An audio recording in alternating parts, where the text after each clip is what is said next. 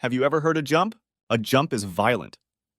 The atmos-splitting, eardrum-rupturing, gravity-rending crack of the drop from hyperspace is like standing under the strike of a thunderbolt. That which was not is. The materializing matter cannot occupy the same points as the particles currently inhabiting the three-dimensional space, and so sends them rocketing outward. Not accelerating. It sends them outward as close to instantaneously as physics can currently measure. The shockwave contains enough kinetic energy to pulverize structures of both manufactured alloy and biological flesh.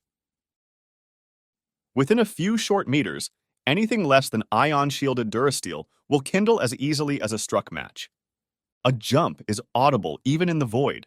It shouldn't be possible. Sound doesn't travel where there is no atmo to carry it. But what's one more, when a jump already breaks a dozen physical laws of the natural world?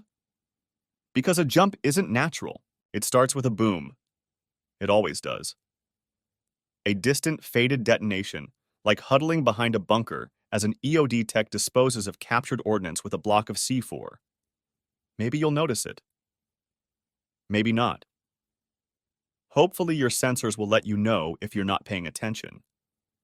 That's the calibration jump, the stutter, the downshifting of the warp drives to recalculate their coordinates in reality. No way to know how much juice left in the drives, 60 seconds at most. Get your armor on and make sure your active hearing protection is working. Would be a shame if you were just a sack of skin after this, filled with a soup of internal organs and pulped bone matter. The next part happens fast, so fast most think it's one sound, but it's not. Pay attention. Operation X-Day, Xeno Day. The fifth largest single landing ground assault in the history of the settled galaxies. 8.6 million Terran Marines packed into enough carriers to eclipse the enemy homeworlds. 6 or 8 more waves behind us. Our Hail Mary, last chance, win now, or thanks for playing. We don't hold this beachhead. The oceans back on Earth boil. Ash to ash, sand to glass. The abrupt perspective shift from traveling toward a planet to straight down is disorienting. I'd already used my anti-nausea pills on the jump-in. Couldn't have kept them down anyway. Didn't dare let go of my rifle. You don't hear anything if you're the one riding the jump. It's weird. I remember seeing a dead world. Dark gray. Just dark gray from the shrapnel rain of the gun runs. Low-level saturation bombing for the last 6 months. Then we started seeing flashes in the smoke. Beautiful, like fireflies in the mist. But each flash was a plasma bolt from the anti-aircraft batteries. My pilot had hit the mark. Others weren't so lucky. Come in too high and orbital defenses shredded the carriers before the "you're done retching from the jump." Come in too low and the guns on the surface did the same thing. Come in just right, and they told us we had a 70% chance of getting boots on the ground. Right before you hit, everything floats. The artigrav coming online to prevent the landing from driving your femurs through your chest cavity. I saw the guys in front for an instant. They were drowning victim white. Then the ramps dropped. We drilled for hundreds of hours. Get off the dropships. Run as fast and as far as you can. Make way for those behind. Push forward, push forward, push forward. Protect the Marines. Our advance ranks evanesced. Vaporized. Disintegrated like the casing of a nuclear bomb, stripped to its component atoms by the energy yield. Push through a wall of plasma fire so thick it could have been solid fortifications. Push through thorned vegetation that shredded flesh as easily as clothing. Push through the mire of blood and earth, boots slipping in the molten entrails of the first 6 down the ramps. Push through the ragdoll corpses, through the choking haze of smoke, through the screams and sweat and fear. Past the slow and the dead. Past the dropships, falling from the sky like shooting stars. Past our own slagged armor.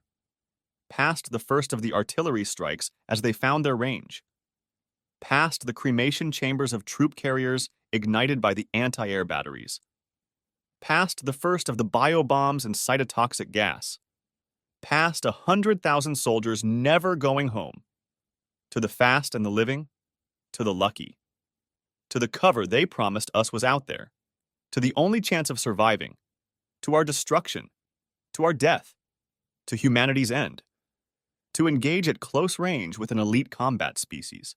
Someone had made a mistake. Someone had calculated wrong.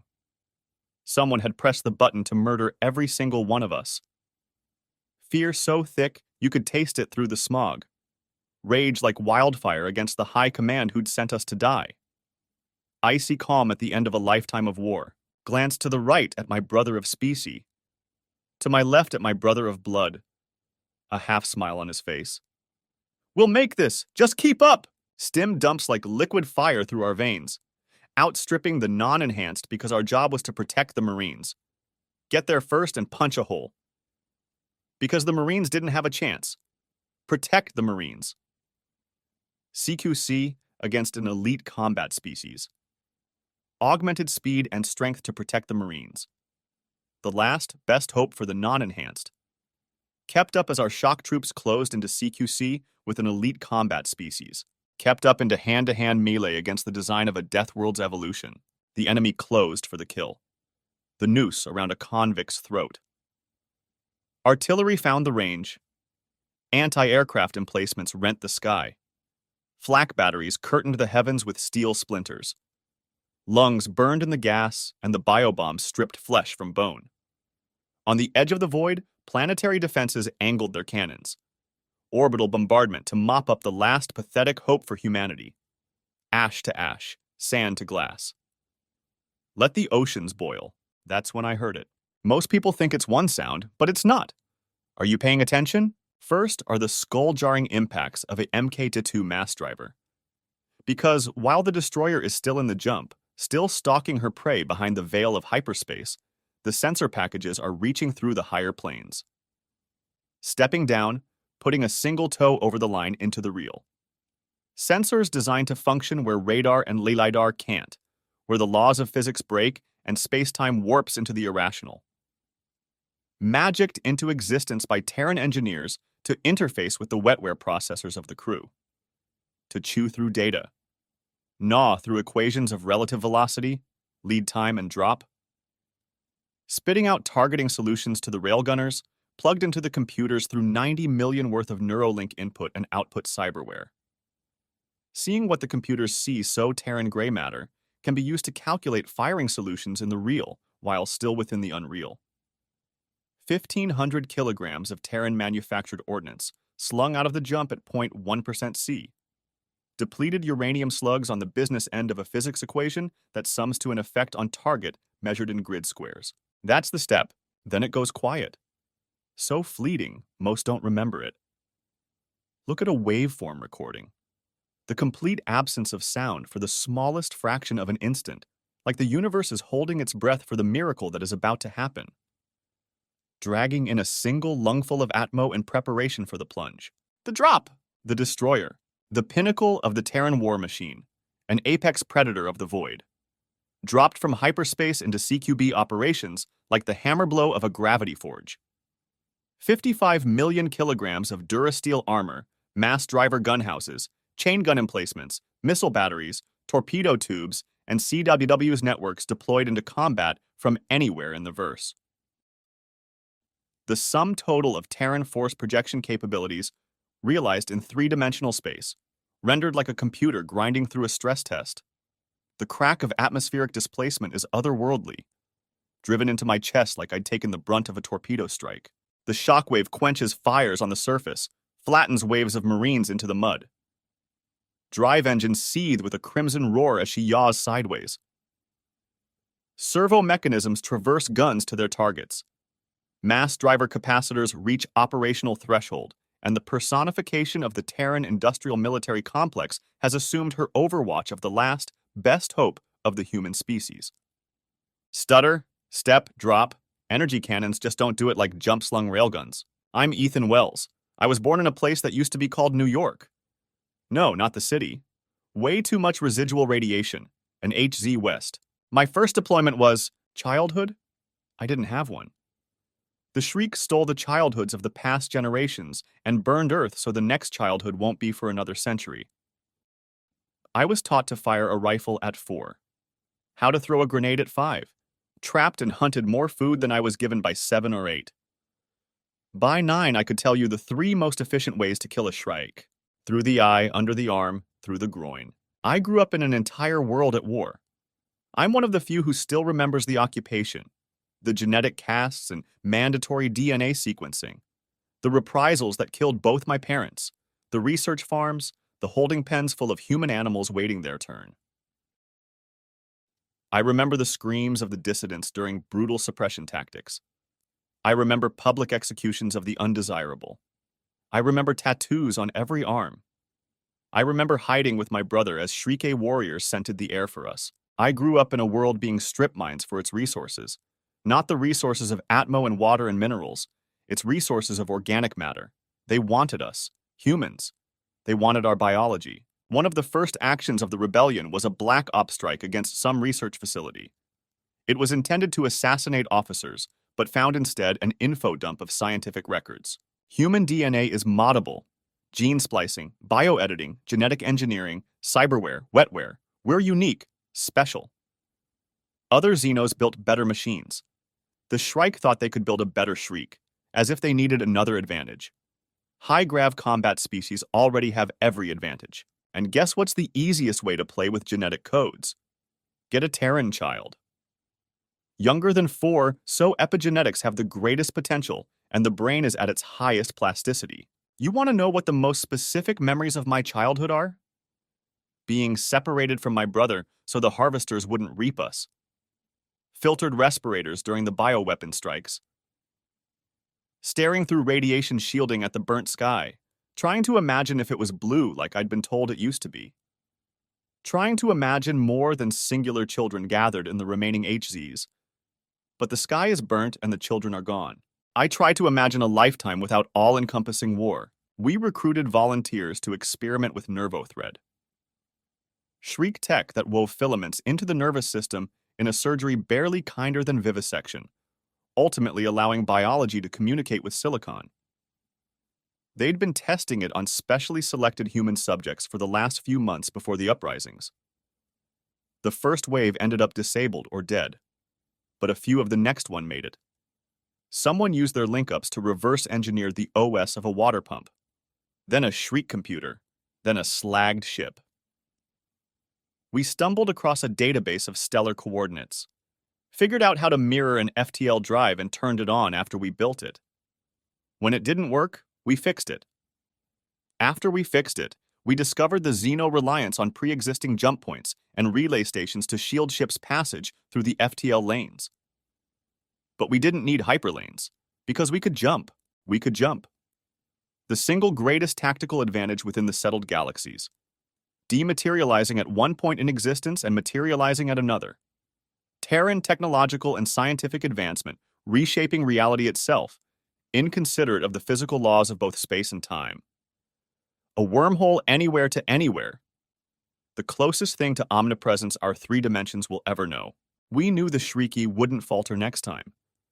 Their harvests of our kind had already slowed before we drove them back. They'd take the last bit they wanted and glass the world if they ever returned to our system. But the desire to survive is hardwired. The desire for vengeance. I grew up in a planetary munitions factory. A radiation-seared hellscape of a world. A forge of fodder for the First Contact War. An all-encompassing war machine. Every human, Terran, a cog in that machine. It was a machine that manufactured durasteel and synthoglass, ball bearings and rubber, polymer, ceramics, tungsten, drive engines, ion shielding, mass drivers, body armor and kinetic rifles to mass produce soldiers, fuel cells and depleted uranium to construct ships, soldiers and ships to forge armies. Armies built on a never-ceasing production line of flesh and ordnance. The day we came of age was clear, a rare break in the dust storms. Brothers weren't allowed to serve together, something about preventing another Saving Private Ryan. Neither of us knew who Ryan was. Separated since birth because of the enemy, and now separated by our own. I was sworn into the Marines in front of the new Terran flag. I don't remember what the oath was like in those days. Didn't really matter. First time in human, Terran history, all of humankind was united, and it was to swear absolute, unconditional genocide against another species. Probably some deeper meaning in that. I caught my brother just before the red sun descended below the horizon. What are your orders? He lifted his face to the sun's last rays, filtered a scorched orange through the radiation shielding. Mars, he said. I'm jumping to Mars. Gonna be a mechanic. I opened my mouth to speak again, but he cut me off. It's all right. That half smile on his face. What about you? What'd you get? I didn't find out till after I watched his troop transport jump away. After that crack, as the pocket of absolute nothingness collapsed in on itself in the absence of a transport. After that resounding, concussive noise like the ceiling of a mausoleum. Didn't find out until he was already in the thick of it, after he'd seen beyond the jump. Basic was harsh, brutal bordering on sadistic. Instructors who had fought during the occupation and knew firsthand what the Shriek could do. Old men cunning and ruthless enough to have survived a rebellion against an elite combat species, emerging on the other side with the guile of old wolves and the ropey scars of Shriek talons. They taught us one thing above all else. Range. Range was our ally, our only ally. The Shrike, they screamed at us during the live fire drills, are an elite combat species. If they get within 10 meters of you, you are dead. If they get into the same room as you, you are dead. If they see you before you see them, you are dead and Terra burns. They have better senses than you and more of them. They can see thermal signatures in the dark, and their sense of smell is 100 times better than your own. They can hear your heartbeat. And the one that stuck with all of us recruits the most, less because of what was said, but more because of the way it was said. A Shrike warrior can stop a pain response as easily as you choose to hold your breath. It doesn't matter what injuries you inflict. There will be plenty of time for it to rip you and your platoon apart before its brain realizes that it's supposed to be dead. Your rifle's maximum effective range is 1,200 meters. It's a shame yours isn't. My brother went to the gun runs. To be entombed in flying steel coffins above 8 metric ton deliveries of general-purpose demolition bombs. Low-level saturation bombing of the enemy homeworlds. 6 and 10 didn't make it past 8 missions. My first jump was to Sol 4, the staging area for the consolidated might of the Terran war machine. I could see the ordnance dumps in the munitions depots and the troop carriers moored in the harbors. Taste the smog of Durasteel mills and fuel cell refineries.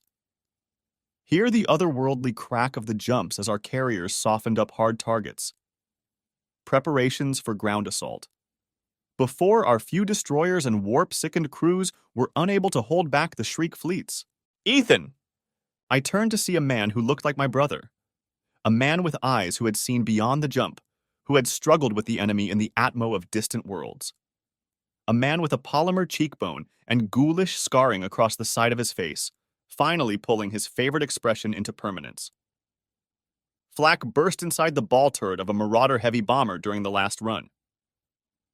Jumped back not because of the wound, but because the Terran Navy was strained to the breaking point, both flesh and alloy fatigued like overflexed iron.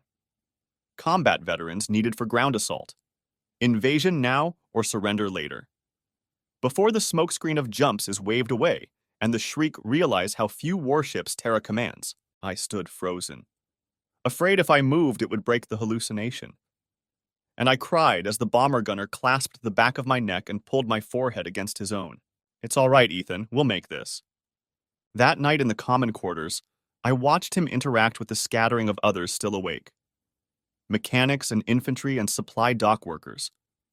Drawn to his burning eyes and scarred face, kept by his wit and easy friendliness. He didn't speak about the war that night. I think he knew I needed him not to. Because he had fought and I had not. Because the only thing I needed to hear him say about the gun runs was, I had a good navigator.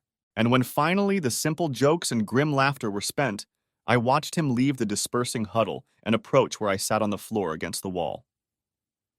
There was a girl with him, with cropped hair and void dark eyes that had seen beyond the jump.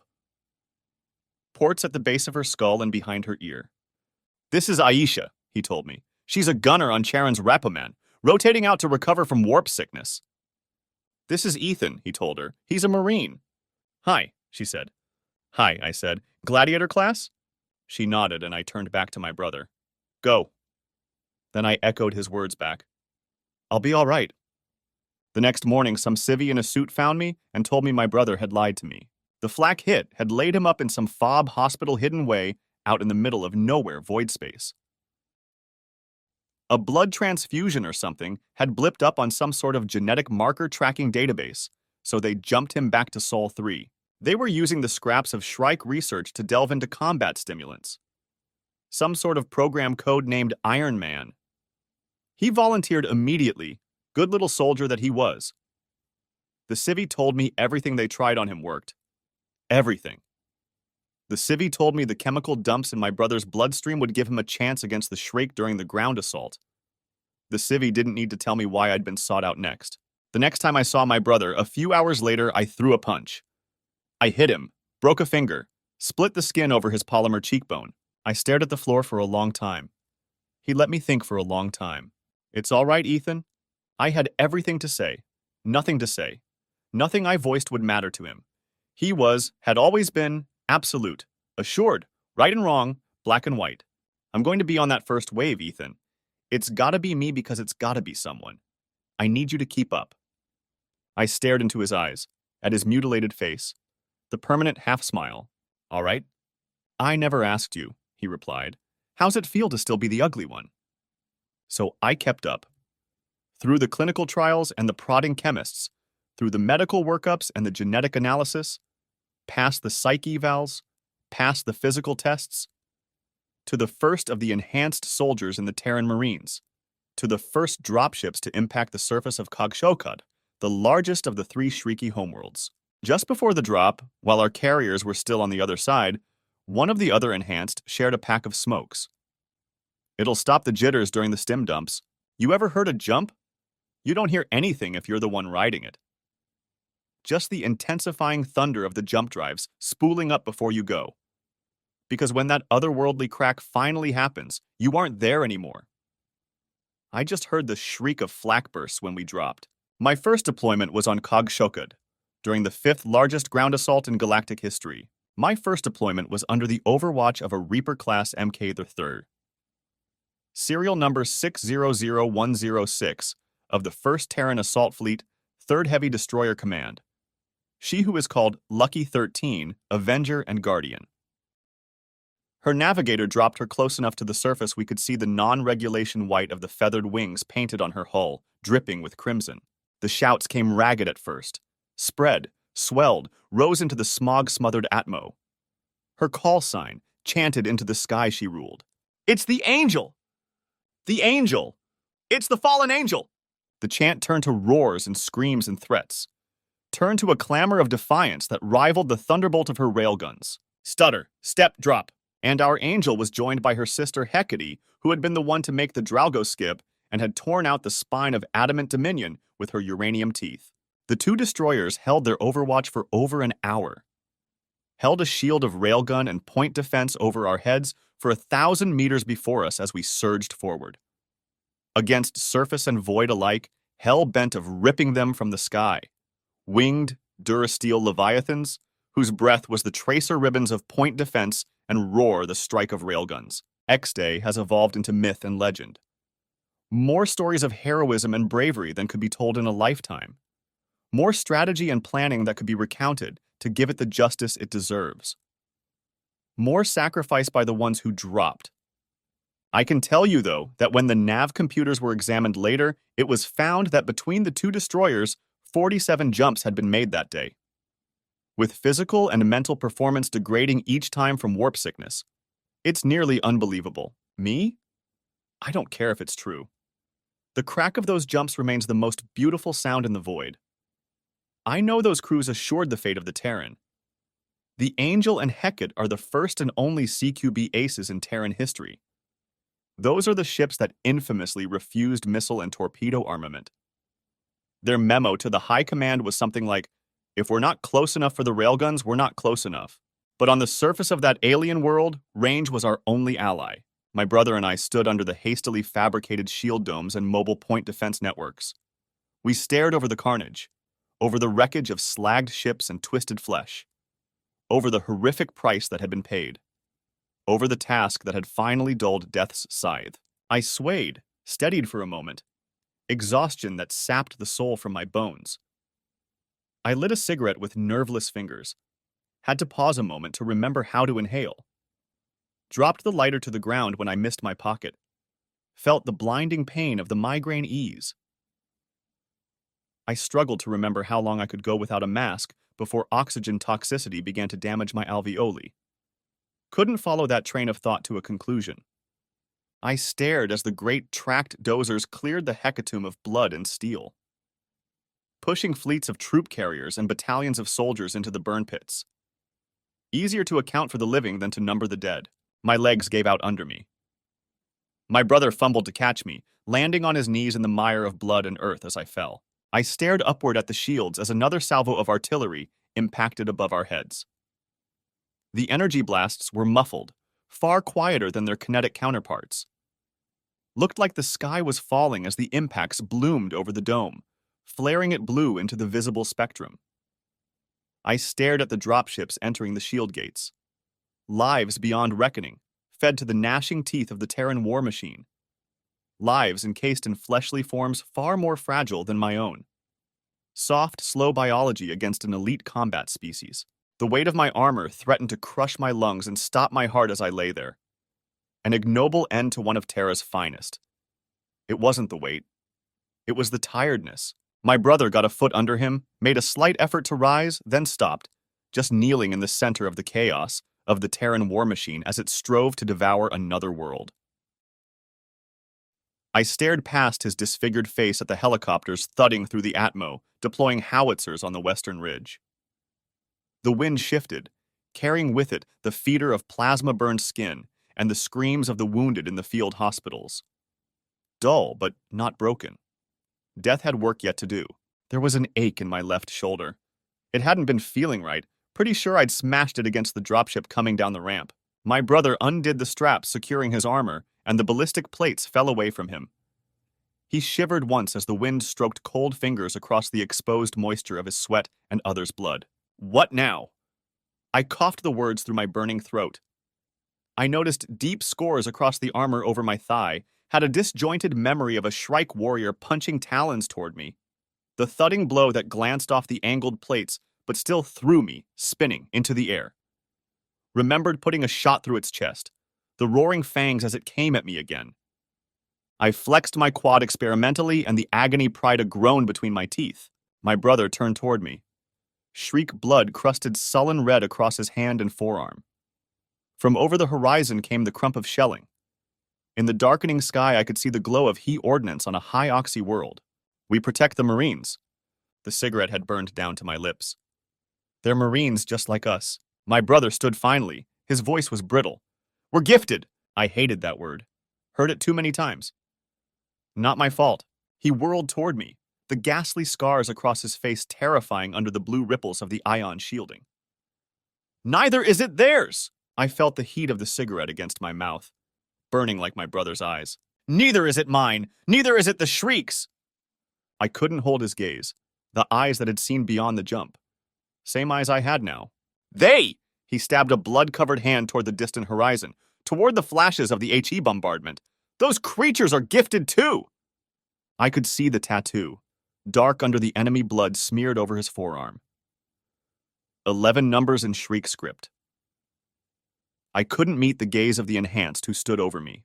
I'm staying on that first wave, Ethan. It's gotta be someone, so it's gotta be me. Are you gonna keep up? I couldn't meet his eyes. Just looked at the outstretched hand. The cigarette burned. The weight of my armor threatened to crush my chest. Another plasma strike sapped the shields over my head. The desire to survive is hardwired. I heaved myself up, flicking the smoldering stub away. But when I reached for my brother's hand, something was wrong. Muscles that didn't obey my nerves and a shoulder joint that didn't track properly. A sob tore from my throat as my brother tried to pull me to my feet. Fresh blood pooled in my armor as I lay, flooded down my side, bright against the crusted gore. Have you ever heard a jump? A jump is the sound of shouting medics as you drift in and out of consciousness, dropping from hyperspace as the docs try to keep you from respirating your own vomit. Screaming as the pain of your injuries finally overtakes the dregs of the combat stims. The sound of your brother raging against being left behind as you're transported to a fob hospital way out in the middle of nowhere void space. Because you're an investment that's far too valuable to leave unrepaired. KAG-Shokut had been pretty once. Lots of purple. But it was gray now from the gun runs and from the boots of Marines. We sought to flood it red. The otherworldly crack thudded into my chest. I grunted and dragged in a replacement lungful of scorched atmo, involuntarily ducking as another Valor dual rotor thundered overhead, low and fast above the ruins. The distant crump of bombardment shelling the far side of this once megalopolis provided a base backdrop for the snap of rifles a few blocks distant. Above me, I could see the glitter of plasma cannons in the darkening sky. 8 Reapers playing tag with the better part of a Shrike fleet on the edge of the void. We were a couple clicks into the city. Alpha Company, 1st Platoon, my brother in front, me behind. Staggered column of non-enhanced between us. Echo Company had been tasked to secure an FSB somewhere in this grid square. Slag-brained Earthers had not only failed to set up an FSB, but had failed to make their rendezvous. Alpha 1st sent to babysit them back. My brother raised his fist, and the Marines fanned out into cover against the lavender marbled white concrete the Xenos built everything load-bearing out of. I spun to check our 6. The city had been razed. Nothing but shards of lilac stone like reaching fingers. The tallest remaining structure in our grid square was a monolithic skyscraper that had collapsed sideways, leaving the spire-like foundations scarce 10 meters tall. At one time, it could have housed the population of the drive yards on Sol 4. Now it was an empty shell, the walls permeated with empty windows like blank eyes, watching impassively. Another crack split the air, this one closer, the shockwave sending fine powder into the air on the blast. A Marine coughed and I winced in annoyance as it spiked the pain in my skull. The sound of the cough was high and piercing in comparison. We'd been on a stim drip for 7 hours. Overtuned senses made the distant fires too bright and the stench of plasma burns nauseating. Active hearing protection inadequate against those constant, low-level jumps. They'd been doing it for the past few hours. Troop transports jumping at a range short enough they didn't need the calibration stutter. Just a few clicks or even less to shovel hordes of Terran soldiers forward of the front lines, advancing faster than the surface-bound Shrieky could react. Injecting Terran soldiers just behind any defensive perimeter the Xenos attempted to establish, keeping the enemy reeling back. Well, that was the idea anyway. I slapped at the pocket by my knee. Empty. I swore under my breath, swept my gaze over the slagged city around me. It had been beautiful once. Decorated. Maybe a capital, larger than anything back on old Earth. Now it was ground down by the gun runs and leveled twice over by the bombardment over the past 3 days of this world's time. The wreckage made me nervous. Close. Too many hiding places. Too many crevices where a sniper could lurk. Too many dens where nests of warriors could lie in wait. Because if a shriek got within 10 meters of me, my Marines were dead and Terra burned. The resistance had melted away after the first weeks. X-Day had been a bloodbath on a scale nothing but the industrialized carnage of the Terran war machine and the evolutionary specialization of an elite combat species could devise. But since that landing, the Shrieky had burrowed their way into the crust of their world. Into the tunnels and warrens and subterranean bunkers their engineers had constructed for just such an eventuality. Planetary siege. My brother mused that we were fighting a war far more primitive than the enemy had engaged in for centuries.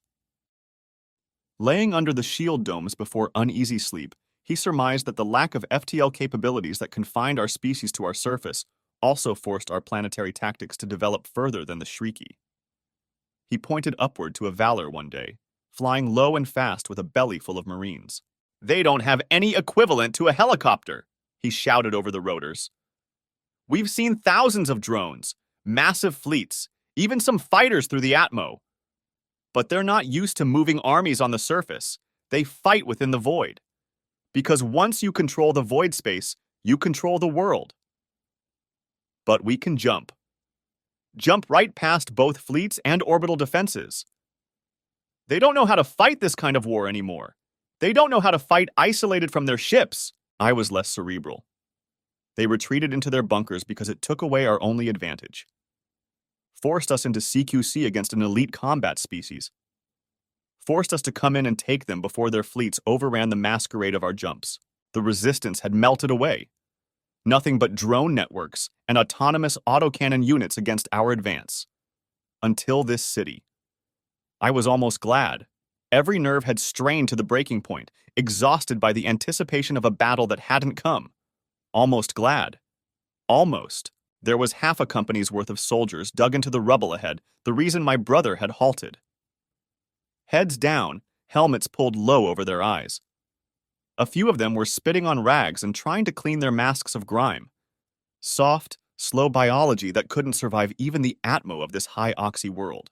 Sandwiched between two massive stone blocks fallen askew atop each other, a sniper stared through his scope, listening to the murmurs of his spotter. I liked snipers. Plasma weapons had some kind of exponential energy increase before the projectile destabilized. They were perfectly accurate, traveled faster, and required reloading once a century or so, as far as we could tell. But kinetics could reach just a fingertip further. My rifle's effective range was 1,200 meters. My sightline extended less than a score from where I stood. Too close. Range was our ally. Hey, enhanced! I felt under the band of my helmet, came away with a crushed pack of smokes. Retrieved the last cylinder and put in between my lips. I didn't light it. Not yet. Hey! It was one of the Earthers. Fresh Marine folded into our company after half his own were on the wrong side of an ambush. The company hadn't had any enhanced, hadn't been protected, hadn't had a chance. I swept our six again. The rubble made me nervous.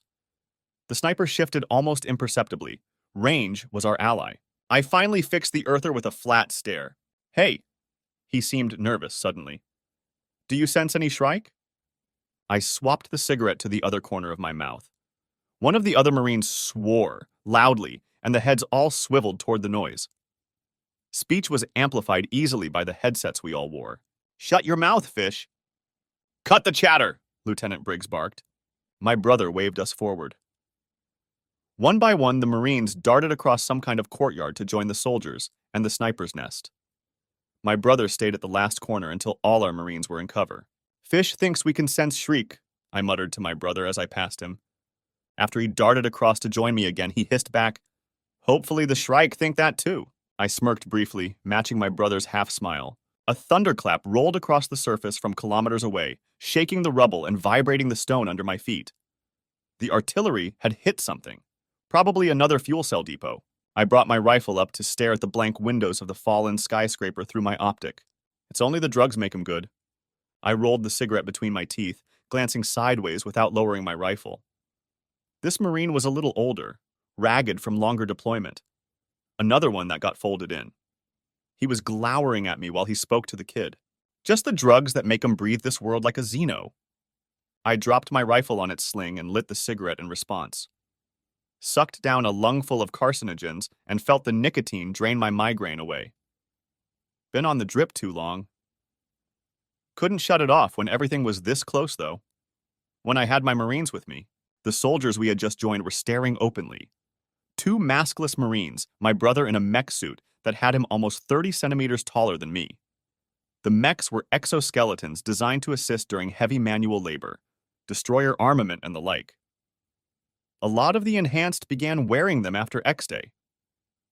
Slow, bulky, awkward, but brutally strong. I preferred to keep my reflexes, even at such a strength disadvantage against the enemy.